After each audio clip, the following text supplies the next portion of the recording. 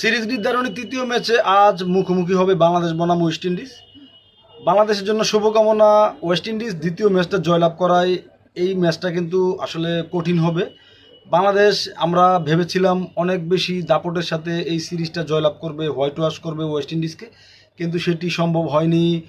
White wash করা সম্ভব হয়নি যেহেতু গত ম্যাচে হেরে গেছে, এবং আজকে সিরিজ নির্ধারণী ম্যাচে বাংলাদেশ দল এগিয়ে থাকবে যদিও, তবে ওয়েস্ট ইন্ডিজ গত ম্যাচে পারফর্ম করায় কিন্তু বাংলাদেশের জন্য আজকে কঠিন হবে সিরিজটা জয়লাভ করা।